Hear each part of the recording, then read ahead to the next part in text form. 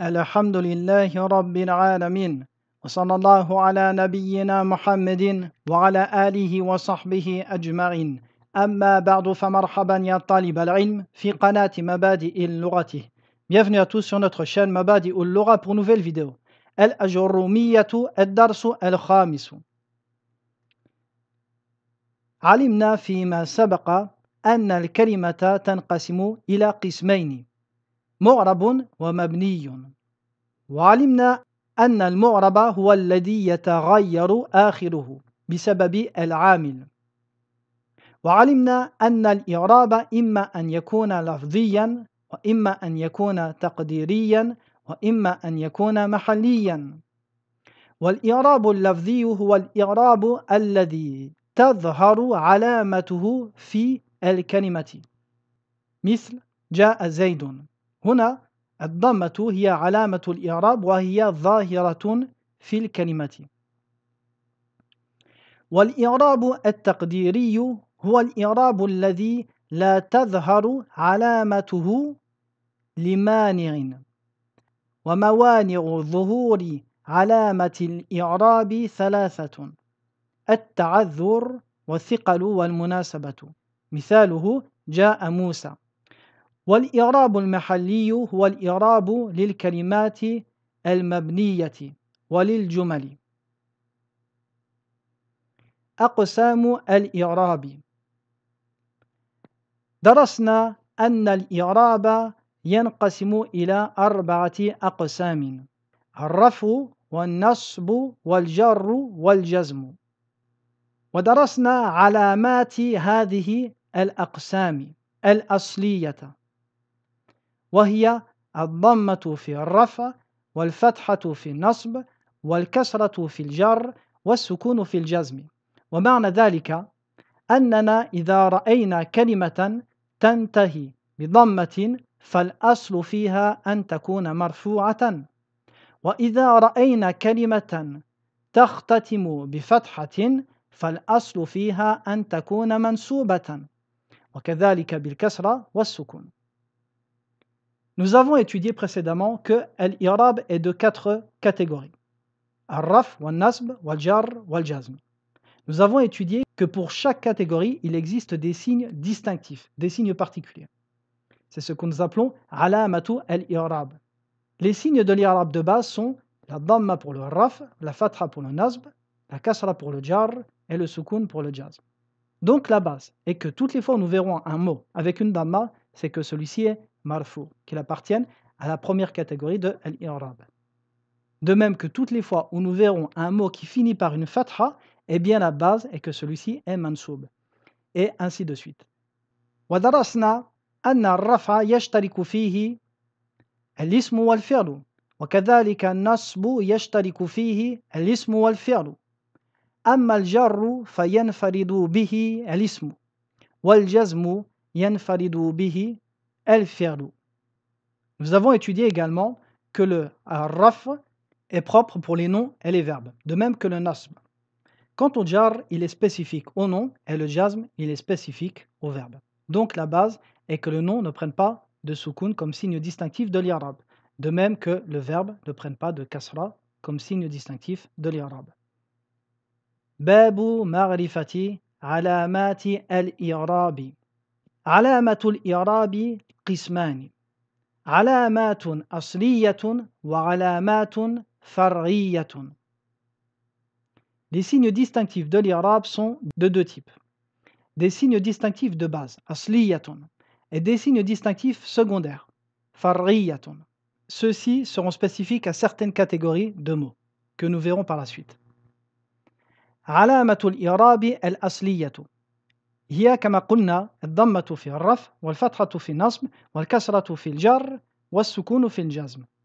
مثاله جاء زيد، ضربت زيدا، سلمت على زيد، زيد لم يكتب. هنا هذا الاسم يختتم بضمة، والضمة هي علامة الرفع، فنقول هذا الاسم مرفوع لأن الضمة هي علامة الرفع الأصلية. وكذلك هنا زيدا ينتهي بفتحة فنقول هذا الاسم منسوب لأن الفتحة علامة النصب الأصلية.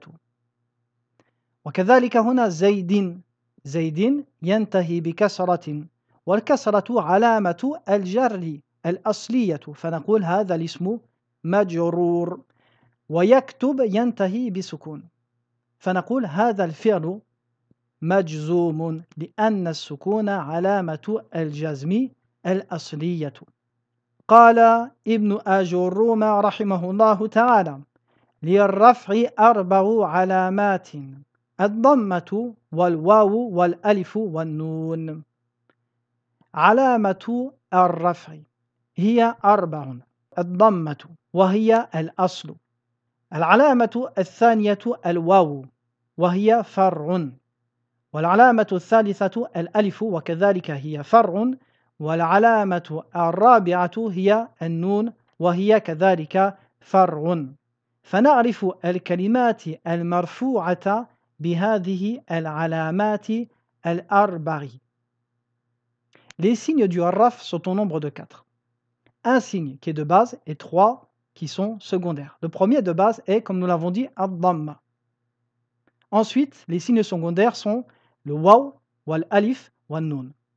Donc toutes les fois où nous verrons un mot qui possède un de ces 4 signes distinctifs de l'irabe, nous saurons que ce mot est marfou'. إذن علامة الرفع العلامة الأصلية هي الضمة والعلامات الفرعية هي الواو والألف والنون.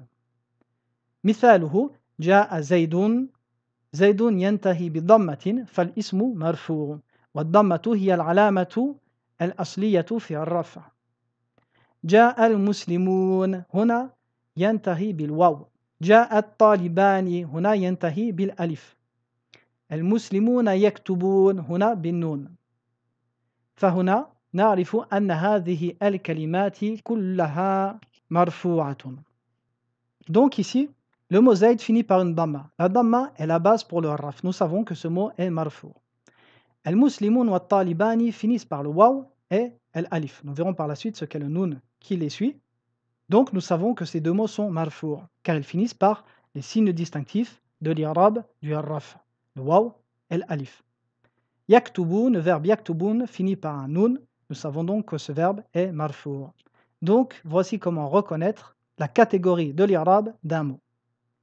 Mawadi'u ad-dammati. قال المؤلف رحمة الله عليه فأما الضمة فتكون علامة للرفع في 4 مواضع في الاسم المفرد وجمع التكسير وجمع المؤنث السالم والفعل المضارع الذي لم يتصل بآخره شيء.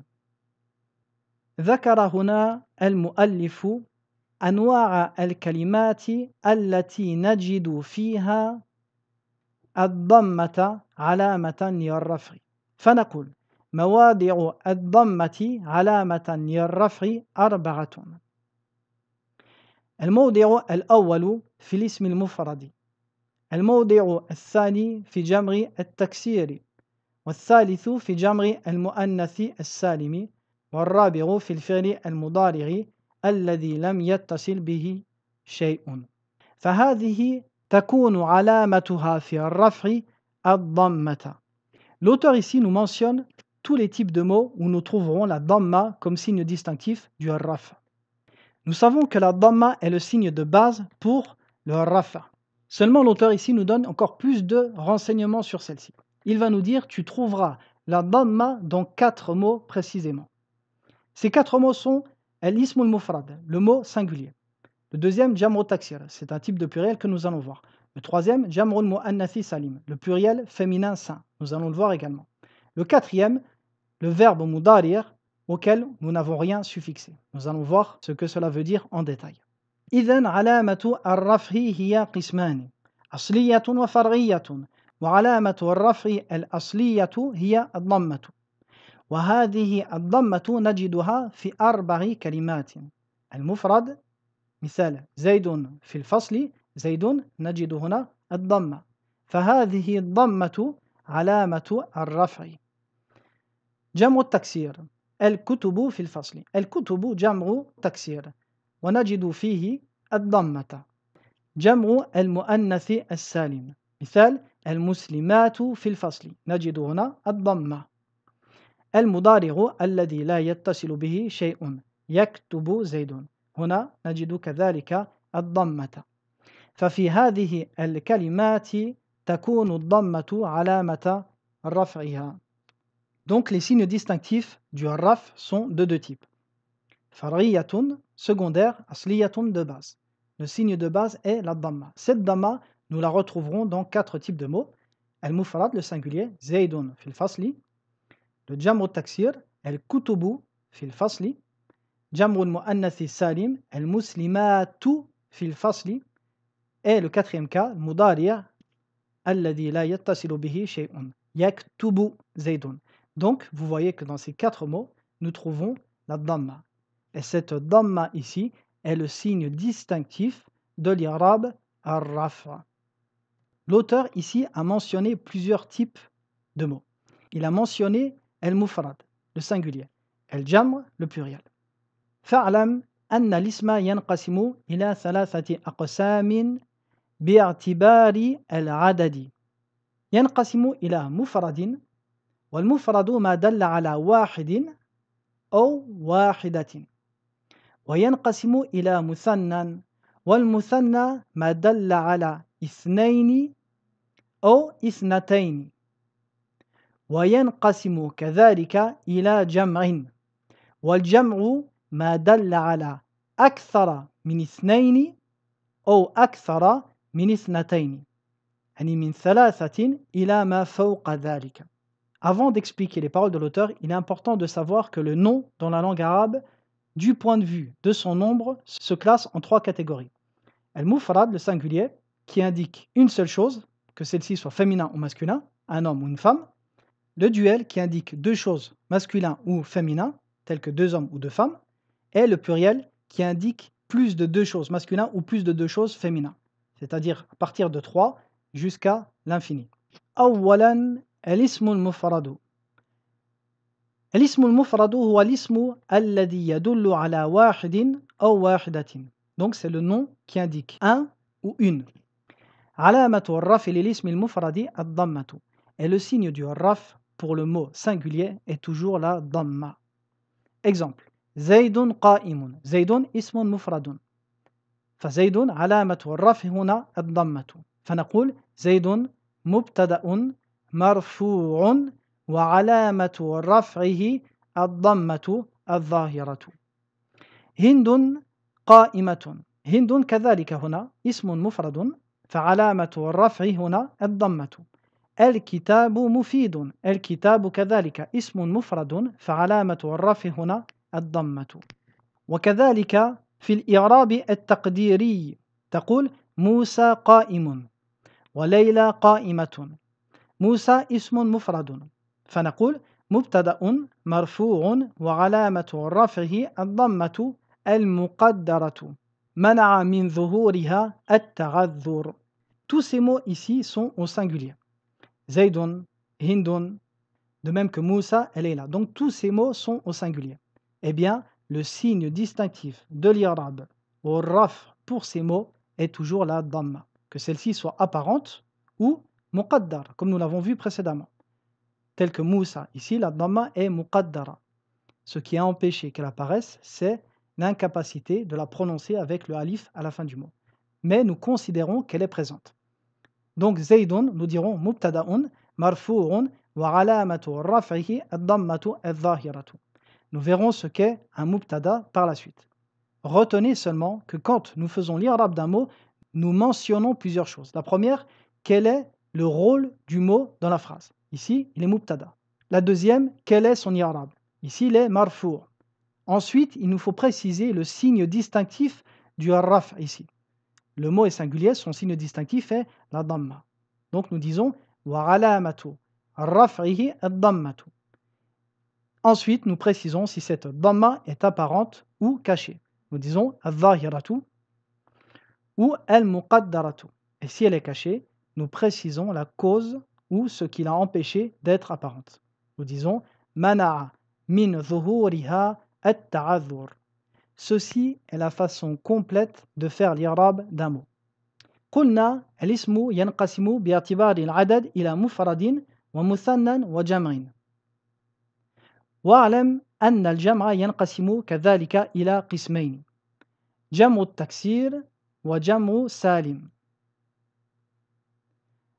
أما جمع التكسير هو ما دل على أكثر من اثنين أو اثنتين مع تغير صورة مفرده. Le jam' al-taksir veut dire le pluriel qui a été cassé. Jam' al-taksir, c'est le pluriel qui va indiquer plus de deux choses, que celle-ci soit masculin ou féminin, avec un changement de la forme de son singulier au pluriel. Regardez.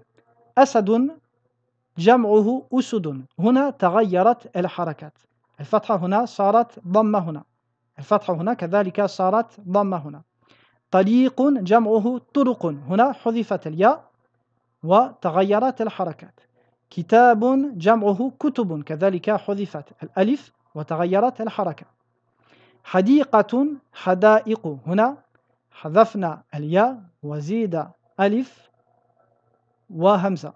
عليم علماء. فهذا هو جمع التكسير، هو الذي يدل على أكثر من اثنين أو اثنتين مع تغير صورة المفرد. المفرد على صورة والجمع على صورة أخرى. Donc, جمع التكسير, c'est le pluriel dont le singulier va changer de forme. Ici, dans le mot asad, tu vois qu'au pluriel, les harakat ont changé. Usud. Tariqun, turuqun. Ici, on a enlevé une lettre et changé les harakat. Kitabun, kutubun. On a également enlevé une lettre et changé les harakat. Hadiqatun, hada'iqu. Également ici, on a supprimé une lettre et rajouté deux lettres. Ça, c'est jam'u taksir. Il a été nommé taksir qui vient de al-kasr. Al-kasr, c'est le fait de casser une chose, comme si la forme de son singulier a été cassée. علامة الرفع في جمع التكسير الضمة. فإذا كان جمع التكسير مرفوعا كانت علامته الضمة. مثاله: الكتب مفيدة. الكتب هنا مبتدأ مرفوع وعلامة رفعه الضمة الظاهرة. الأسد في الغابة. الأسد كذلك هنا علامة الرفع الضمة. ومثال في الإعراب التقديري: الجواري في البيت. الجواري مبتدأ مرفوع وعلامة رفعه الضمة المقدرة منع من ظهورها الثقل. Donc, toutes les fois où nous verrons un jam'u taksir et que celui-ci est marfou, eh bien nous saurons d'emblée que celui-ci finit par une damma. Car le signe du raf pour jam'u taksir est toujours la damma. Exemple, el-kutubu mufidatun. El-usudu fil ghaba. El-kutubu finit avec une damma, el-usudu également.